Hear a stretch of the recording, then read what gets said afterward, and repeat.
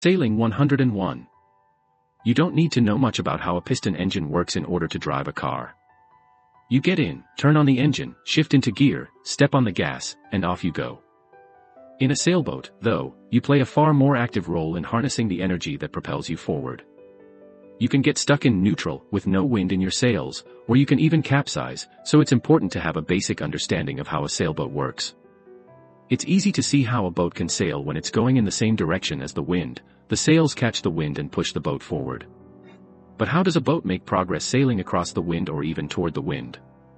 Why doesn't a sailboat always get blown along with the wind? Very simply, the forces of the wind on the sails, aerodynamics, and the water on the underwater parts of the boat, hydrodynamics, combine to propel the boat through the water. The wind blows across the sails, creating aerodynamic lift, like an airplane wing. The lift contains a sideways force and a small forward force. Trimming the sails efficiently produces the most forward force and the least resistance. A sailboat would slide sideways with the wind if it did not have a centerboard or keel underneath the hull. The flow of water over the underwater surfaces creates lift, too, a sideways force countering the force of the wind. The combination of these forces pushes the boat forward. Form stability and ballast keep a sailboat from tipping over sideways, capsizing. Keelboats have a heavy concentration of weight, usually lead, in their keels. As the boat heels, the weight of the keel pulls back down.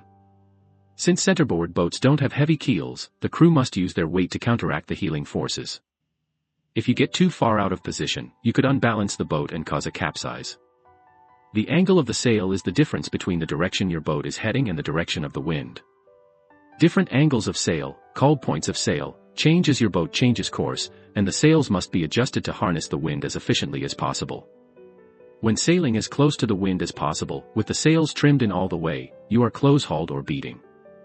As you bear off, steering away from the wind, you will ease your sails as you sail onto a close reach, then a beam reach, where the wind is blowing over the side, or beam, of the boat, then a broad reach. When you are sailing directly away from the wind, you are sailing on a run with your sails eased all the way out. If you continue to turn, you will jibe, so that you are on a run with your sails on the opposite side of the boat. As you gradually head up, turning toward the wind, you will need to trim your sails to keep them from luffing, flapping in the wind, as you sail onto a broad reach, then a beam reach, close reach, and finally back up to close hauled.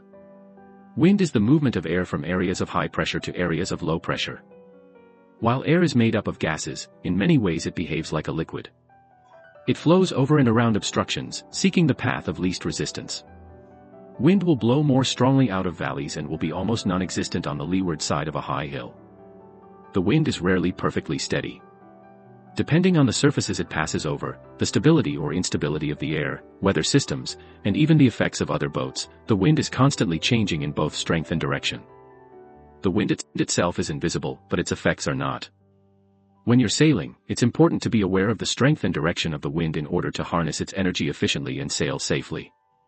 There are many ways to tell the direction of the wind. Wind blowing across water causes friction on the surface, forming small ripples perpendicular to the direction of the wind. Larger waves are caused by the longer-term effects of the wind and current. Learning to determine the wind's direction by looking at the water's surface takes much practice, but it's the most accurate method. Other helpful indicators are flags, smoke, and other sailboats. There are simple tools that can help you find the direction of the apparent wind. Telltales are lengths of yarn or strips of nylon tied to the shrouds and backstay. A masthead fly, with a wind arrow, goes at the top of the mast and points into the wind. You can also use your sails to find wind direction. When you ease your sails, they will luff and line up with the wind. Gradually turn your boat toward the wind. You'll be straight head to wind when the sails are luffing on the boat's centerline. One telling indicator of wind strength is when white caps, white tufts on the waves, just begin to form. This occurs at around 12 to 14 knots, a point at which many small boats begin to get less stable. Inexperienced sailors shouldn't be out alone when there are white caps.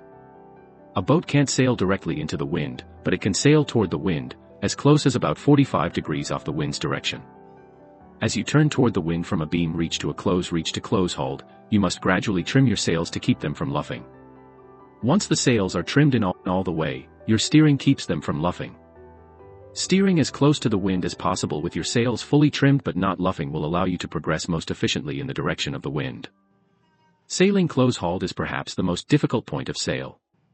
When reaching or running, you simply point your boat in the direction you want to sail and adjust the sails to maximize their efficiency. But since the wind is not always from a steady direction, you now need to adjust your course rather than the sails. With the sails trimmed in all the way, head up slowly toward the wind until the luff of the jib, or the luff of the mainsail, if you have only one sail, just begins to luff. Then bear off slightly, steering away from the wind, tiller away from the sails, until the sail just stops luffing. Sailing the boat with the luff of the jib on the verge of luffing will keep you in the close-hauled groove. A common mistake is to bear off too far away from the wind with your sails still trimmed for a close-hauled course. While your sails will appear to be full of wind, they will actually be stalled, with little airflow over the back side of the sails. Use the telltales on the luff of your sails as early warning signals. When the telltale on the leeward, or back, side of the sail starts jumping around, it's telling you it's stalled and that you must either head up or ease the sail. The easiest point of sail, and often the fastest, is the reach. Start off with the wind blowing across your boat. As a general rule for trimming sails, ease the sheet of each sail out until the luff, or front edge, of the sail begins to luff, thus the name. Trim it in until the sail just stops luffing. The goal is to keep the sail trimmed so that it is eased as far as possible without luffing. Begin sailing on a reach by picking a distant point to aim for. Experiment with steering, gradually heading up and bearing off, while you adjust the sails for your course. Sail a serpentine course from a close reach down to a broad reach and back. As you bear off you should ease the sails, and as you head up, trim the sails. Running with the wind is perhaps the most relaxing point of sail. Since the wind is not blowing across the boat, there is no sideways, or heeling, force. As you bear off from a beam reach to a run, you ease out the sheet so the sails catch as much wind as possible to push you along. On a run, the boom will be close to a 90-degree angle to the boat, and the mainsail will block the wind to the jib. You can get more wind by flying the jib wing and wing, with the jib pulled to the side opposite the main. Here's how: hold the jib sheet out to windward, by hand on a small boat or with a whisker pole on a larger boat. The jib fills with wind, and you're off. If your boat has a centerboard, you'll want it raised when you're running. When you are running straight with the wind, you don't need any help from the centerboard to keep from sliding sideways, but a little board helps reduce side-to-side rocking. As you bear off, begin to raise the centerboard, approximately 1/3 on a beam reach and up to 2/3 on a run. Lower the centerboard before you head up. Caution: beware of the unexpected jibe, it can be dangerous. Always be aware of the boat's angle to the wind. When the jib will not fill with wind, or when you are wing and wing, an accidental jibe is possible. Don't bear off further than straight downwind unless you plan to jibe. If you're in doubt, head up toward a broad reach. To steer a sailboat, you use the tiller or wheel to turn the rudder to direct the flow of water passing over its surfaces, which turns the boat. Just as a car won't turn when it's parked, a sailboat must be moving in order for its rudder to be effective. Steering with a wheel is just like turning a car. You turn the wheel in the direction you want the boat to turn. When you steer with a tiller, though, the boat turns in the direction opposite to the way you move the tiller. Using the rudder alone will cause excess drag in the water, slowing the boat or even stalling out the flow of water and causing a loss of steerage. The most efficient way to steer is to use a combination of the rudder, body weight, and sail trim to turn the boat. Moving your weight to one side of the boat helps to turn the boat in the opposite direction. The sails also help with steering. When you ease the main, the boat will tend to bear off, and when you trim the main, the boat will tend to head up. The opposite is true with the jib. Trimming the jib helps the boat bear off, and easing the jib helps the boat head up. Board to avoid the other. You can tell whether your boat is on a collision course with another boat by taking a compass bearing on the other boat. If you don't have a compass, sit still and line up the other boat with a fixed part of your boat, a shroud, for example. If your course stays the same but the bearing doesn't change after a little while, you are on a collision course with the other boat and should alter course to stay clear.